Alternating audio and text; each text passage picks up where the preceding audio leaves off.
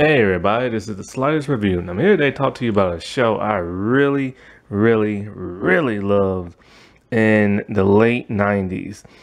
And it's a show called Team Knight Rider, TKR for short. Now this was a syndicated show. This came out about a decade and a half after the original show, Knight Rider. So this is a spin-off. Now, I've never watched Knight Rider, not a single episode. I probably really should, because it looks really cool and interesting. I did, however, try to catch the other reboot series of Knight Rider, where I think it's like his son, and it's like a new car. But I didn't, it was on NBC. I did not like the pilot episode, so I stopped watching and got canceled after one season. I've never seen that one Knight Rider 2000 movie. I just didn't even bother. I don't even know if it's connected to this or not, but I just didn't even bother. But yeah, Team Knight Rider was the show for me. This show had everything. It had a cool cast. It had car chases. It had gunfire. It had hand-to-hand martial arts combat. It had like spy espionage. It had government conspiracies. Like, this was just the elite show for me, because they were an elite group fighters and stuff, and so they worked kind of like off the books, but the president knew who they were, and they worked for the government, a special branch of the government, where they had these super powered cars that would talk to them, and instead of just one person with a car, man, it's like 4 people, and it's just, it wasn't 4, no, it was 5 people, and it was just awesome, man. I really love this show. You just don't see shows like this no more, and everything's all the same. It's either reality TV or some type of firefighter show or a medical drama or a cop drama or a comic book show that's like really watered down and dramatic. And it's just, you just don't see good stuff like this no more, man. God, I miss the 90s, man. I'm telling you. Now, as for the cars, Ford actually had a partnership with them. So every car you saw, except for the motorcycles, was a Ford. The leader of the group was named Stewart. He was, I believe, former CIA, or maybe, yeah, he was CIA, I think. And so he's a very competent leader. He's very brave. He's very courageous. He's not so much about the books. Like, he's very lenient. Like, he's like your best friend type person, but he's also your boss. And he has a flirtish type relationship with Jenny, his second in command. Let's see. Dante, he was the car to, what did I say his name was? Kyle. So yeah, Dante, he was, I believe, he was a Ford Expedition, and he was silver. He was like, kind of like how Kyle was, you know, he was kind of like the leader of the cars, but he had a British accent. He's actually played by Thomas Kane, the dude who played the professor in the Powerpuff Girls. He's very sarcastic and very witty. Now, Jenny Andrews, she's former military, and she is very by the books. She doesn't really like to be lean all that much. She's very competent. She's very smart. She can kick your butt in a fight. And it's just like, she was a really cool, strong female character back in like the 90s. Like, that's where it was at, man, the 90s. They didn't have to tell you they was like a strong woman. They just showed you and stuff. But like I said before in my other videos, I get why they say now, they always say like strong women is to teach like the younger generation and women who aren't very competent and stuff. Domino, she was a Ford Mustang, and I loved her design. I've never seen a car like this. It was red with these 2 huge white stripes on them. Domino, she was an interesting character. She was extremely horny. Like 24/7 horny, and she had a crush on every man she saw and was trying to like flirt with him and stuff. It was just nuts, but she loves her driver to death. Duke De Palma, now he was a former boxer, But oddly enough, this dude had like military training and how to disable bombs and all this other stuff. They never explained how he was able to do that. But yeah, he's a former boxer and he's the tough guy of the group.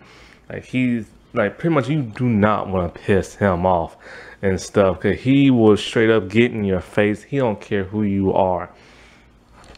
Attack Beast. He was a Ford F-150 black pickup truck. He was big, he was huge, he was tough. He had the most missiles on his car. This dude was pissy and he was in love with Jenny and stuff. And he hated his driver Duke. They would constantly bicker and argue and stuff. Erica West, she was the knockout. She was a former thief and everything. And so when she got arrested, they pretty much told her, hey, look, you can join this elite group, put your skills to use, and, you know, we'll sponge your record. And so that's what she did and stuff.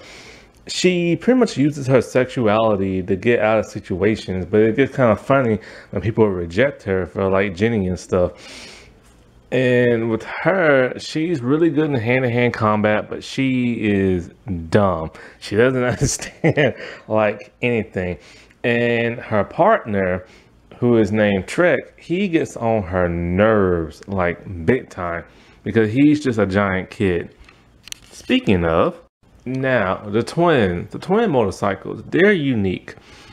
The female one, she is named Kat. And Erica rides her. The first design of the motorcycles was really interesting. It had a sci-fi feel to it. It was silver with like pink stripes and stuff like that. And Kat's personality, she was like the goody two-shoes. She did everything by the book. She had a huge crush on Kyle. She hated Erica. But then, so her twin, Kevin Trek Sanders, he is the driver of PlayDoh, and this dude is like a super geek, a super nerd, and a super genius. But this dude has like the heart of a kid. He is a big kid, and because he's a super genius and he can create pretty much anything electronically, this man is super rich. And I mean, he is rich, but he doesn't dress like a rich person. He doesn't act like a rich person. He just acts like a big nerd. He loves old school TV shows and movies. And he's kind of like the outcast of like the group because they just can't relate to him. Also, he is a huge coward. He cannot fight. Every time there's a huge fight scene, he has to take off running and hide. Was PlayDoh, and he was very bizarre. Like, he will only talk in like old TV shows and old movie catchphrases. He would never give you a straight answer, like a normal sentence. And he would, like I said before, he will only give you a catchphrase. And the only person who knew what he was talking about was Trek, because Trek is into all those TV shows. He's also really good at research. And he looked exactly like Kat. Now, what was interesting about both Kat and Plato was that they would combine to form like a car. And the car was very sci-fi looking. They never showed the interior of the car, but the outside was just awesome, man. Now, Plato and Kat. Let's see. How do I say this? Like, they had a second design as well. And the second design was more of, say, like traditional motorcycles, those ninja type. Kat was yellow with black stripes, and PlayDoh, he was black with yellow stripes. And when they combine again to like a sci-fi looking car. And when it combined, it just did in the regular like flash lightning type thing, like old school 90s type stuff. It was cool. It was awesome. Yeah. Now they used to have two uniforms for this show. The first one, the pilot, they used to have like the blue outfits and with these little gold bars on their shoulders. But then they got rid of the gold bars and they just kept the blue outfits for a good while. Then after that, they just started wearing like regular street clothes, which I really didn't like at all. I loved it when they wear the uniform. If it had this kind of like military feel, a Star Trek feel to it, but then they just straight up ditched it. A lot of the episodes spy espionage and government conspiracies. Like in the pilot episode called Fallen Nation, that was an extremely good episode. So there's a general, a former general, and he's Jenny's former general. So basically like this, somebody attacked like the president or something like that. Oh no, they attacked somebody he works for, something like that. So there's this terrorist group called Fallen Nation, and they're just attacking left and right people who work in the government, people who work close to the president. And it turns out that Jenny's former general dude, he's the one behind all this, because he's literally trying to take over the country because he feels that America has become weak and everything, and it was time for him to take action because the president wouldn't take action. And so like he felt that he was going to stage like a coup and everything and just take over the country. When Jenny found this out, her and the team stopped him. But the dude set off nuclear missiles as the cherry on top. So like as Jenny is talking to the general back at his place, the rest of the team are trying to like stop the missiles. So Trek is doing the computer thing, stop the missiles, while the rest of the team are fighting off the henchmen and stuff. And there was a big climactic battle that was just like really awesome to see. There's an episode called Iron Maiden where we get introduced to this one lady who we think is a huge boss. And so she brainwash. Okay, so like they're the government suits, the 3 exosuits. They can shoot lasers and scan stuff, and they have super strength, all that stuff, right? So basically it's like this. She found a way to like brainwash them by injecting them in the back of their neck through the suit. And so they're under her control and they're robbing stuff, they're hurting people, all this other stuff, and they're stealing valuable like electronic equipment. And so the team has to stop them, but they send one of the people undercover. Well, of course, he gets brainwashed. So they had to try their extreme best to like unbrainwash him and to stop her and stuff.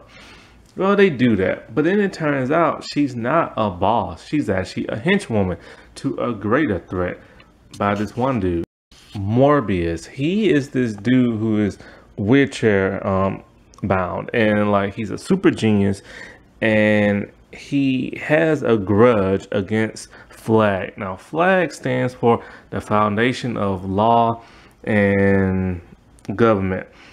And so there's this one dude who will help them out on their missions, but he's always in the silhouette. You never see his face. And he has a huge grudge against that guy. It turns out in the finale, that dude is actually a hologram and stuff. And he has ties to Michael Knight. I remember there was this one episode where there's this woman, she works for a company, and she built this EMP, and Cal like fell for her, and then she betrayed him. And because she wanted to sell it to like on the black market and stuff. There's this really cool episode where they follow this one bad dude to Mexico where they don't have jurisdiction. And so like they're trying to like rescue this small village because the dude has now taken it hostage. Turns out he has this powerful super magnet thing. When turning it on, a plane could literally fall out the sky. So they're wondering how this dude got his hand on this thing because it's like a big government thing. Well, you know, it turns out that the U.S. government told him about it when they helped him with something else. So it's kind of like a favor for a favor. And so they have to like literally stop this dude. And it's hard because they have cars and they can't use their cars to like, you know, stop this dude in this machine. There's this one episode with this one guy. He has a car he built and it runs on water. And like, you know, the fuel companies in the world, they don't want to use this car because it'll put fossil fuel out of business and stuff. And so he decides, all right, well, I'm just gonna blow up all the oil and the gas in like the country and stuff. So he creates this device that has these like sonic waves and a high-pitched frequency that's only tuned to gasoline. Look, it's a sci-fi action show. Run with it, okay? And so like every time he turns it on, set it to a frequency, he can like literally just blow up anything that has gas in it. Cars, gas stations, you name it. Then once, of course, all the gas and the oil companies are out of business, then he'll sell his water car to people. There's a really good episode where like they own a like a flying huge like plane called Sky One, and it gets overtaken by like terrorists, and so they have to like do this type of like Die Hard type thing to like, you know, get their plane back. There's a really interesting episode where this one scientist dude, he steals like this deadly virus that when he breaks the vial, it'll go airborne. So he lives on an island all by himself with tons of supermodels. So he plans on killing everybody so that he can be the only man left with the supermodels. But the weird twist is he doesn't like being touched. So it's like he's going to use like a simulation type thing. Now his supermodels, some of them are like these like huge big time fighters. So they help him steal whatever he needs to steal. There's this really cool episode they did to try to tie into the original series. So after Michael Knight left and Kit, I don't know what happened to Kit, Flag wanted like another Michael Knight and another Kit. So they created a new car called Crow. And they had a new driver. And the driver was named Martin Jensen. And so like somehow the compatibility test between the car and the driver, it got kind of screwed up, and somehow the car's personality brainwashed, or actually it corrupted the driver and turned him evil and stuff. So now this Martin dude, he has a vendetta against Flag, and he's trying to like kill, well, trying to stop the whole organization, but he's trying to kill this one man. And what's really interesting about this one man he wants to kill is actually, I want to make a correction. Actually, when I said that the car turned the driver crazy, that was just a cover-up that Flag used. In fact, Jensen was actually cuckoo before he actually got with his car. It was actually him that turned his car crazy in the head. Is Jim Marlin. Now, Jim Marlin was supposed to be the man to replace Devin Miles from the original series. He's the one who wanted another Michael Knight. And so Martin, he feels as though his life would have been normal if it was never corrupted by his car and doing all this like secret espionage type stuff. And what's really touching is that this episode was dedicated to the actor who played Devin Miles because he had sadly passed away earlier that year. In the finale, the Morbius dude, he forms his own Legion of Doom type thing from, it's like, so, because he, like I said, he was trying to find out the hologram dude.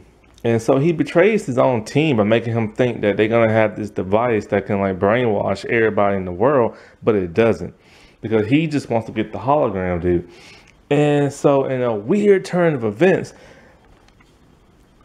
Michael Knight shows up. But it's not David Hasselhoff. It's just like stand-in, and you see the silhouette in the back. You see his back. And he's talking to him, and he introduces himself to the team because Jenny thinks that Michael Knight might be her father. And so, like, I'm just thinking to myself, oh my God, man, like, this is cool. Like, what's going to happen? But it ended on a cliffhanger, and the show got canceled because of low ratings. Because this show was old school, they went old school with like the special effects. What you saw was what you got, practical. It was stunt work, real stunt work. Like there were people jumping from cars, there was explosions, there was cars driving on their sides. It just wasn't none of that hokey CGI crap that you will see nowadays with a lot of stuff. The only thing that was really CGI was just like the laser shooting, the missiles, the giant plane flying in the sky from the Sky One. But other like jet fighters you saw, those were like real and stuff. I miss the 90s. But yeah, like I said before, this was just a really fun series. It was fun seeing all the spy espionage stuff. It was cool seeing lasers and missiles shoot out from the cars. It was cool hearing cars like talking and having them scan all this stuff. And it was just like a really great team. It really sucks. It's only lasted for like 26 episodes and one season because it was a fun, entertaining show. And I was heartbroken when it got canceled. They always want to cancel the good stuff, man. It sucks. I mean, heck, even Nightman got 2 seasons and this show couldn't. Alrighty, well, I'll talk to y'all later. Bye.